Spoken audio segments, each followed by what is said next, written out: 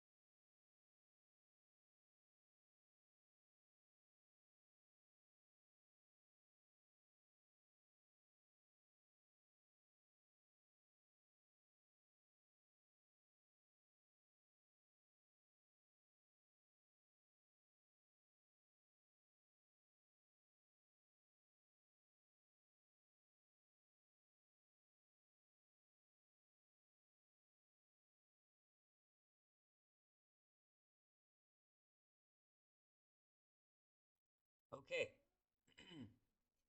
so over here, each model is represented by a class, which is this. The models are represented by a class. That subclasses Django.db.models.model. By class, that subclasses Django.db, which is this, models.model. Okay, subclassing. The class is subclassing this. Okay. Each model has a number of class variables. Yes, it does. These are all the class variables, each of which represents a database field in the model. A database field in the model. So class variables are representing a database field in the model. Each field is represented by an instance of a field class. So this is the integer field, character field. Each field is represented by an object, by an instance of a field class. Okay. Example, character field for character fields, and datetime field for datetimes. Okay. An object, an instance of a field class. Example, character field, char fields for character fields, and datetime field for date. Okay. I get it now. Each field is represented by an object of field class. So that means by an instance of a field class. So that means character field and datetime field are instances of the field class, right? So these fields are actually being represented by the objects of the field class. So that makes these two objects. That is what I think. This tells Django what type of data each field holds. The name of each field instance, example, question text or pub date. The name of each field instance, example, question text or pub date, is the field's name. In machine-friendly format, you will use this value in your Python code, and your database will use it as the column name. Database will use it as a column name. Okay. So these are going to be the column names, what I understand from this. But the name of each field instance, so that means question text and pub date, there are field instances, is the field's name. Okay, I get it. And the database is going to use that as a column, and you will use this value in your Python code. You can use an optional first positional argument to a field to designate a human readable name that is used in a couple of introspective parts of Django, and it doubles as documentation. If this field is not provided, Django will use the machine readable name. In this example, we have only defined a human readable name for question.pubdate. Question.pubdate. Where is that? We've only defined a human readable name for question.pubdate.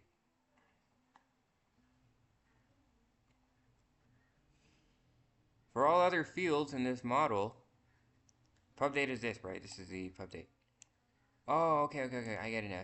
So question is a class name. Django, we only find human readable name for question.pubdate. Okay, this is human readable. This class name, and then it's a variable. Class name and a variable. For all other fields in this model, the field's machine readable name will suffice as its human readable name. Some field classes have required arguments.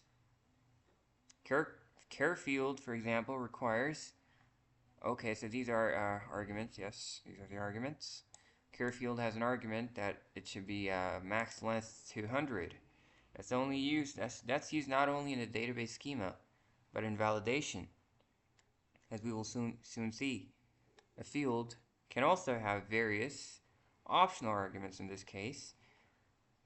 Oh, okay. Required arguments and optional arguments. Char field has the required argument, and a field can also have optional arguments. We set the default values of votes to 0. The default value, yeah, it is 0. Optional argument. So that's an optional argument. Finally, note a relationship is defined using foreign key. Yes, the foreign key over here. It's right over here. Question.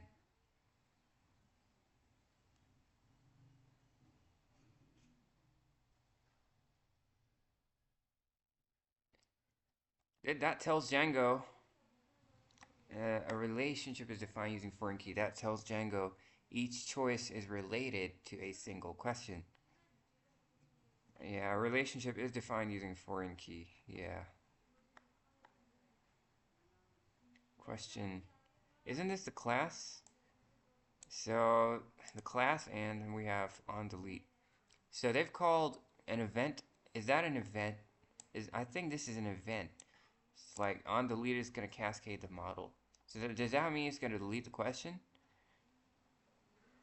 I'm getting a little bit of a hint here that it's like going to delete the question. I don't know, it could be not true.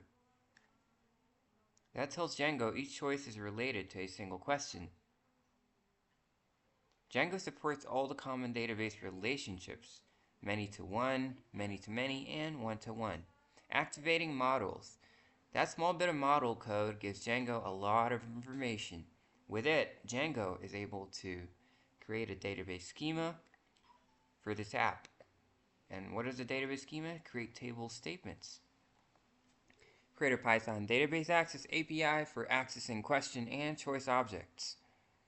Okay. Database access API. But first, we need to tell our project that the polls app is installed. Also, there is a great philosophy here. Let's read it out. Django apps are pluggable. You can use an app in multiple projects. And you can distribute apps because they don't have to be tied to a given Django installation. To include the app in our project, we need to add a reference to its configuration class. In the installed app setting, you need to add a reference to its configuration class. Okay. The polls config class is in the polls /apps.py file, so its data path is polls.apps.polls_config. Okay, so this class is in this, so the path is going to be this. Edit the type /settings.py file. So what we're doing right now is that we need to tell the project that our polls app is installed. Isn't that already there? I think we did this. My/settings.py. Oh, it's not there. Okay. No, no, it's there, polls. It's actually there.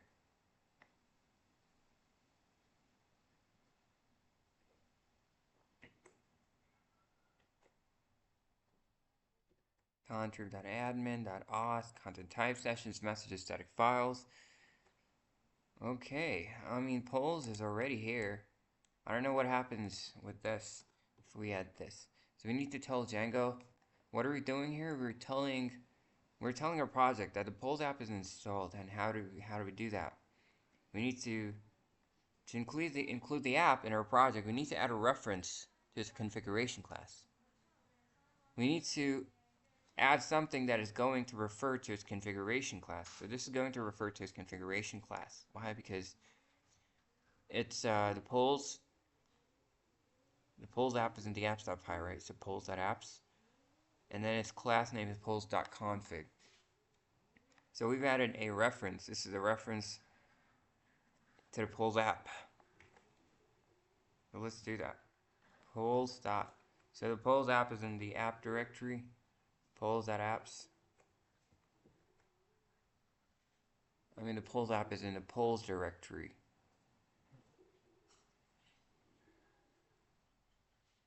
Apps.py file. Okay, now the class. Let me just see what the name of the class is. Polls.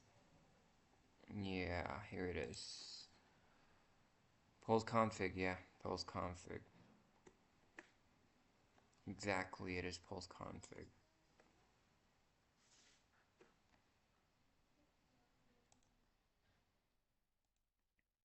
It's gonna be polls.apps.polls.config. Polls config.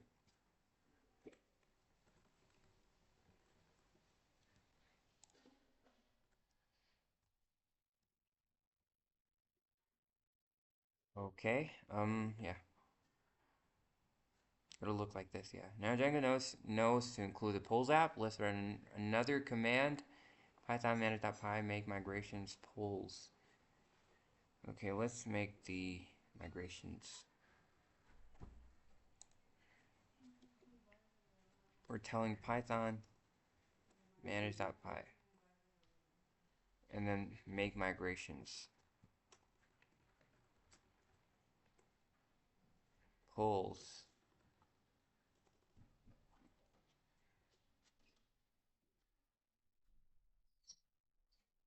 So if this gives me an error, that means we need to change the directory.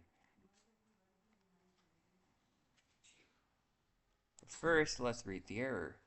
So traceback, which is the most version call, and line 22 in module manage.py.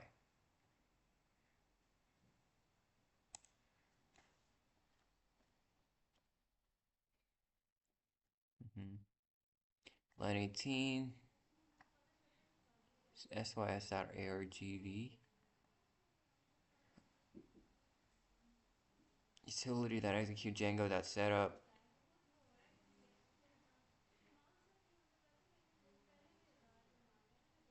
Installed apps. Application labels are not unique. Duplicate polls. Alright, I know that this was gonna happen because polls was already there, right? We did not need to add this. So let me just remove the duplicate. It does not need to be there. Open up settings, remove polls, and there we go. It should work now. Probably should work, because the duplicate thing was causing the error. Okay, it worked.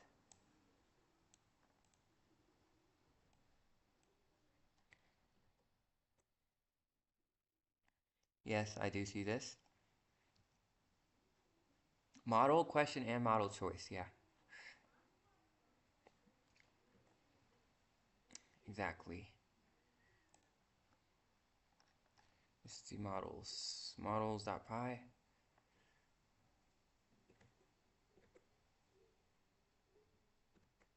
Polls/migrations. Yeah, hit. 001 initial dot pi. Yeah, it's been created here. The migration worked. ID question date pub data worked. Choice, it is also here. Okay. It works. By running make migrations, you're telling Django that you've made some changes to your models.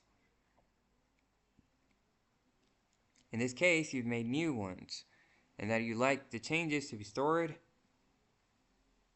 as a migration. So whatever changes we did, you can see that it was stored in this. I actually showed you just now. Migrations are how Django stores changes to your models and thus your database schema. They're files on disk. You can read the migration for your new model if you like. It is a file. Yes, we already did that. Do not worry, you're not expected to read them, although we did. Every time Django makes one, but they're designed to be human editable in case you want to manually tweak how Django changes things. There is a command that will run the migrations for you and manage your database schema automatically.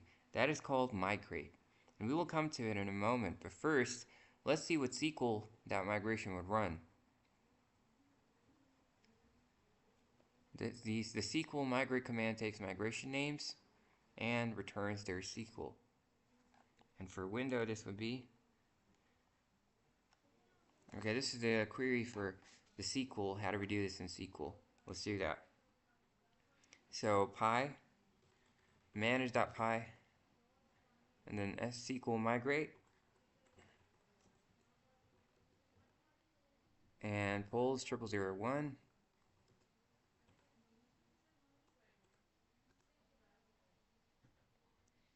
Wow, beautiful. Okay, so it says begin, and then create model question, create table, poll question. Integer, not null, primary counter, increment, question text. Okay, var character. How do you pronounce this? Var? Is it var? Is it var? 200, not null. Update date time, not null. Create model choice. Not null. Key under increment. There's so much to process here. Votes integer, not null. Okay. Let me open up my models where we did all this.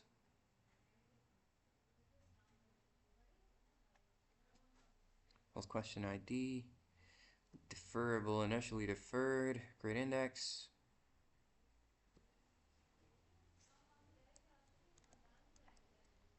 You should see something similar to the following.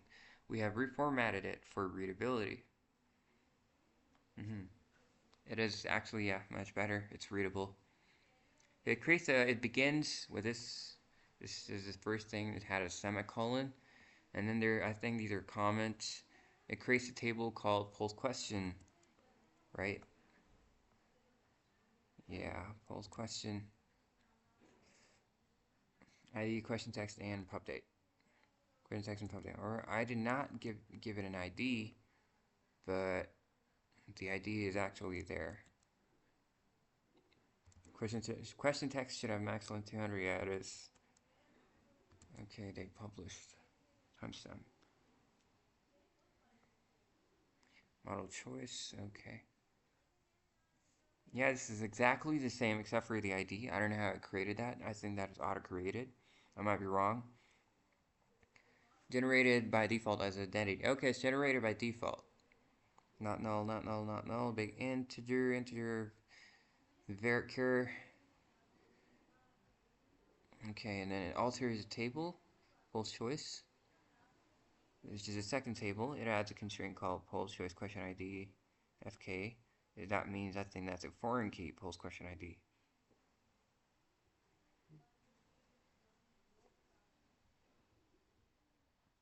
Oh, okay. It adds the polls choice question ID.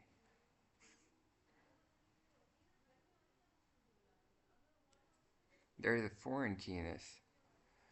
Foreign key is the question ID. Okay. References polls question. Create index. Okay, this is SQL. It's really beautiful. If you get a hang of SQL, it's really beautiful. So, anyways, yeah, this is it for today. That's it. That's it for today. I hope you learned a lot and you enjoyed the video. Thank you for stopping by. Have a very nice day. Bye bye.